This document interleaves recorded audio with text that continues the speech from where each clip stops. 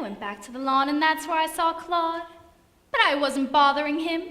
What did you say to Claude? I said, if I didn't win the penmanship medal, I was glad he did. Rhoda, please, I know you're an adroit liar, but I must have the truth. But it's all true, Mother, every word. One of the monitors saw you snatch the medal off Claude's shirt, or try to. Is that true, every word? Oh, that big girl was Mary Beth Musgrove. She told everybody she saw me. Even Leroy knows she saw me. You see, Claude and I were just playing a game we made up. He said that if I could catch him in 10 minutes and touch the medal with my hand, it was like prisoner's base. He'd let me wear the medal for an hour. How can Mary Beth say I took the medal? I didn't. She didn't say you took the medal. She said you grabbed at it. Claude went back on his promise, and I followed him up the beach. Then he stopped and said I could wear the medal all day if I gave him 50 cents. Rhoda, stop that. Is that the truth? Yes, Mother. I gave him 50 cents and he let me wear the medal. Then why didn't you tell Miss Fern that when she questioned you? Mommy, Miss Fern doesn't like me at all. I was afraid she'd think bad things about me if I told her I had the medal. Rhoda, you know how much that medal meant to Mrs. Daigle, didn't you? Yes, I guess I did. She's heartbroken over Claude's death. It's destroyed her. I don't think she'll ever recover from this. Do you know what I mean? Yes, I guess so. No. No, you don't know what I mean. But it was silly to want to bury the medal pinned on Claude's coat. Claude was dead. He wouldn't know whether he had the medal pinned on him or not. Oh, I've got the sweetest mother.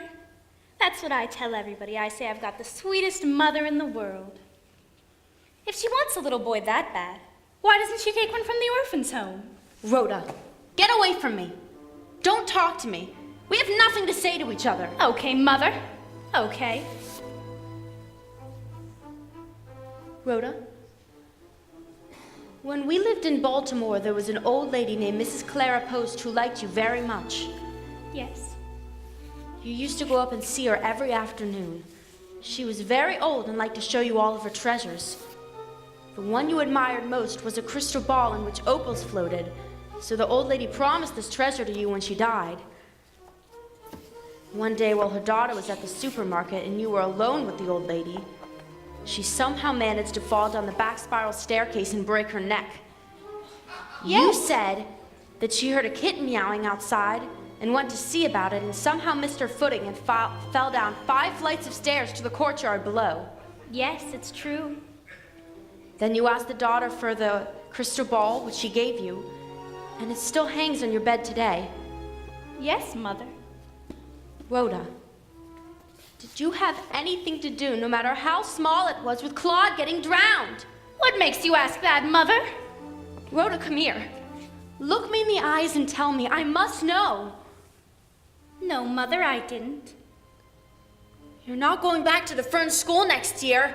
They don't want you anymore. Okay. I'll call Miss Fern and have her come down here. She'll think I lied to her! You did lie to her! But not to you, Mommy, not to you! Hello, Fern school, please? Miss Claudia Fern. No message. She isn't home yet.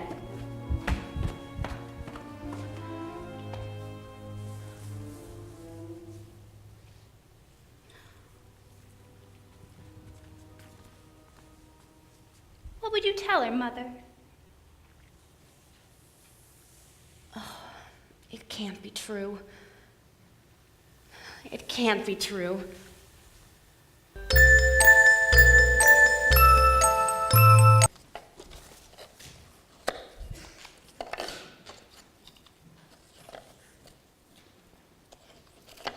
There she sits at her little table, doing a puzzle, looking all cute and innocent.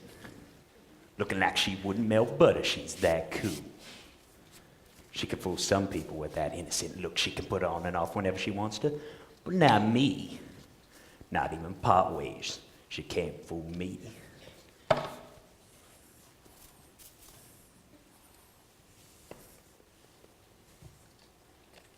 She don't want to talk to nobody smart. That's why she likes to talk to people she can fool. Like her mama. Mrs. Breedlove, and Mr. Emery. Go empty the Excelsior. You talk silly all the time. I know what you do with the Excelsior. You made a bed of Excelsior in the garage behind the old couch, and you sleep there where nobody can see you. I've been way behind the times heretofore, but now I got your number, miss, and I've been hearing things about you that ain't nice. I heard you beat up that poor little Claude in the woods, and it took all 3 of the Fern sisters just to pull you off him. I heard you run him off the wharf. He was so scared. If you tell lies like that, you won't go to heaven when you die. I heard plenty. I listen to people talk, unlike you. It's always gabbling, not letting anyone else get a word in edgewise. That's why I know what people are saying and you don't. People tell lies all the time. I think you tell them more than anybody else. I know what you did after you got that little boy out on the wharf. So you better listen to me if you want to keep out of bad trouble. What did I do if you know so much? Why, you picked up a stick and hit him with it. You hit him with it because he didn't give you a medal like you told him to. I thought I'd seen some mean little girls in my time, but you're the meanest. And you want to know how mean you are? It's because I'm mean. I'm smart and I'm mean. And you're smart and you're mean. And I never get caught. And you never get caught. I know what you think. I know everything you think. Nobody believes anything you say. You want to know what you did after you hit that little boy? You jerked the metal off his shirt and rode that sweet little boy off the wharf among the pilings. You don't know anything. None of what you said is true. Oh, you know I'm telling the God's truth. You know I got it all figured out. You figured out something that never happened. And so it's all lies. Take your Excelsior down to the garage and put it where you can sleep on it when you're supposed to be working. You ain't no dope. That I must say. Which is why you didn't leave that stick where nobody could find it. Oh no, you got better sense than that. That's why you took that bloody stick and you washed it off good and then threw it in the woods where nobody could find it. I think you're a very silly man. Oh, it was you was silly, 'cause you thought you could wash off blood, and you can't. Why can't you wash off blood? 'Cause you can't, and the police know it. You can wash and wash, but there's always some left. Everybody knows that. Now I'm gonna call up the police and tell them to start looking for that stick in the woods. They got what they call stick bloodhounds to help them look. And them stick bloodhounds can find any stick there is that got blood on it. And when they bring in that stick you washed so clean, they're gonna sprinkle that special blood powder they got.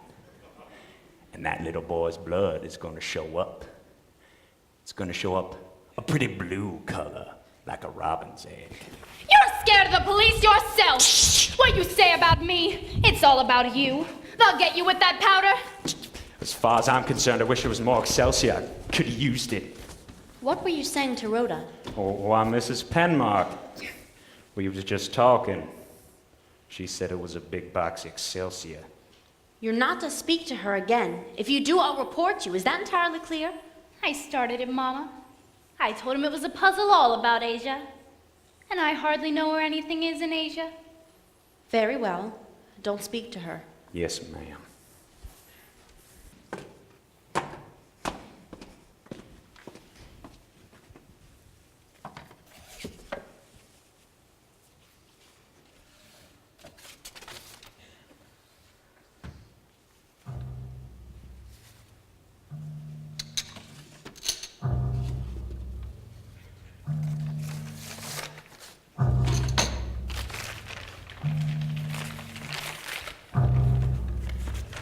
Is that for the incinerator?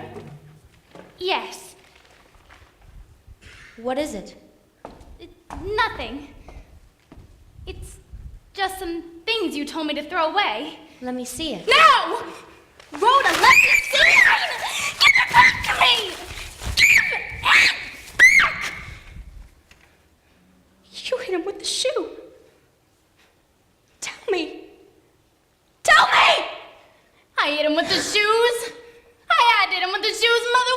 I do? Do you know that you murdered him? But it was his fault. If he'd given me the medal like I told him to, I wouldn't have hit him. Start from the beginning and tell me what happened. I know you killed him, so there's no use in lying about it now.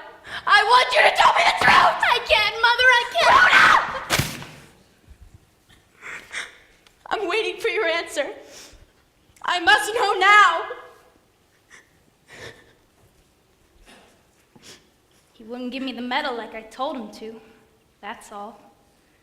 So then he ran away from me and hid on the wharf. But I found him there, and I told him I'd hit him with my shoe if he didn't give me the medal! He shook his head no. So I hit him the first time. And he took off the medal and gave it to me. What happened then? Well, he tried to run away from me. So I hit him with my shoe again. He kept crying and making a noise. And I was afraid somebody would hear him. So I kept on hitting him, Mother. I hit him harder this time. And he fell in the water. Oh my God. Oh my God, what are we going to do?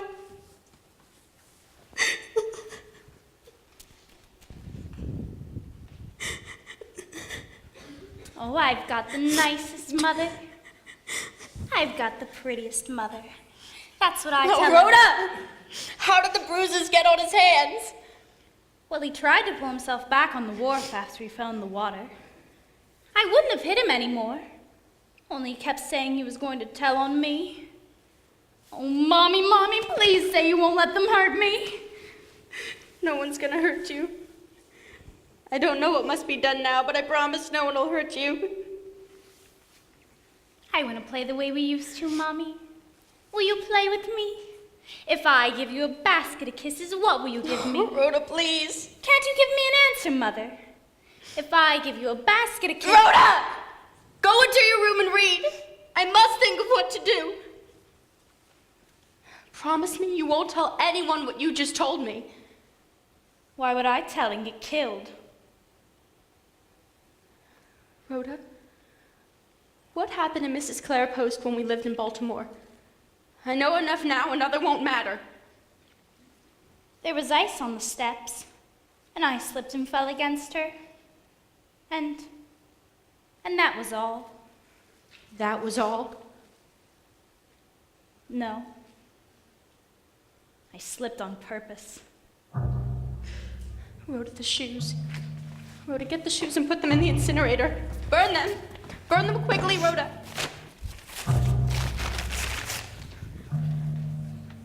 What will you do with the medal, Mother? I'll have to think of something to do. You won't give it to Miss Fern. No, I won't give it to Miss Fern.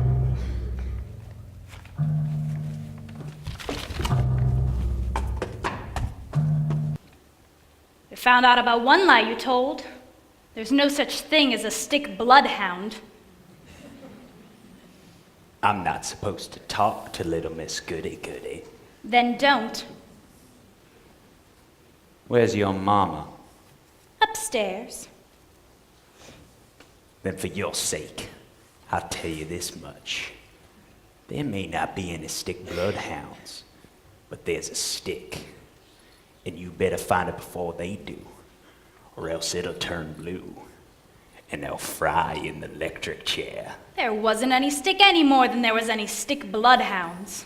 Do you know what noise the electric chair makes?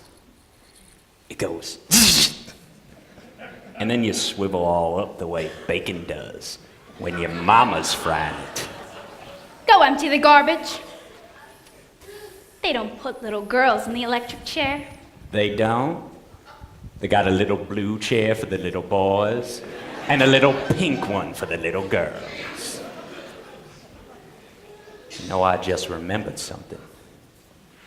Just the morning of the picnic, I wiped off your shoes with the cleats on them. They used to go tap, tap, tap on the walk. How come you don't wear them no more? You're silly. I never had a pair of shoes like that. They used to go tap, tap when you walked, and I didn't like it. So I spilled water on them and wiped them off. They hurt my feet and I gave them away. You know one thing? You didn't hit him with no stick. You hit him with them shoes. Ain't I right this time? You're silly. You think I was silly 'cause I said about the stick?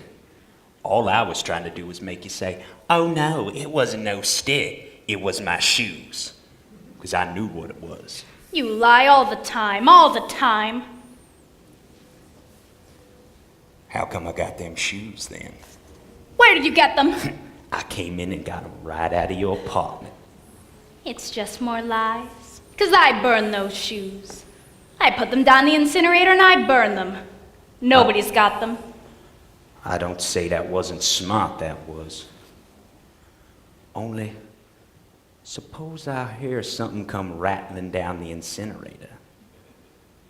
And I says to myself, huh, that sounds like a pair of shoes with cleats.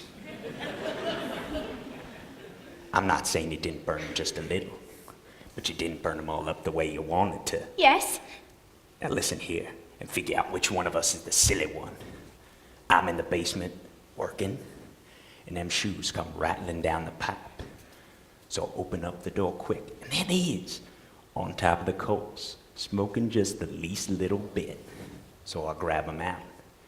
Oh, they're scorched some, but there's plenty left to turn blue. There's plenty left to turn blue and put you in the electric chair. Give me back my shoes. I got them shoes hid when nobody can find them but me. You'd better give me those shoes. They're mine. Give them back to me. I'm not giving them shoes back to nobody, see? You'd better give them back to me, Leroy! I'm keeping it.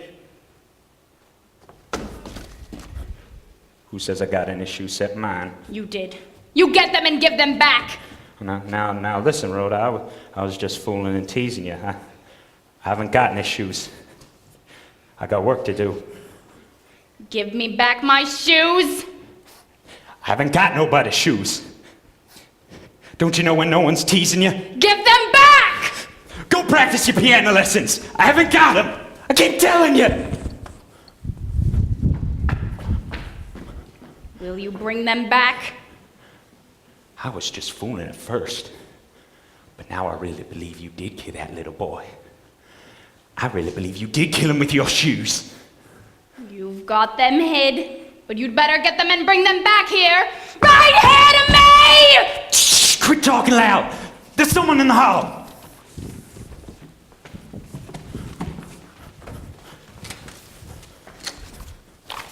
What was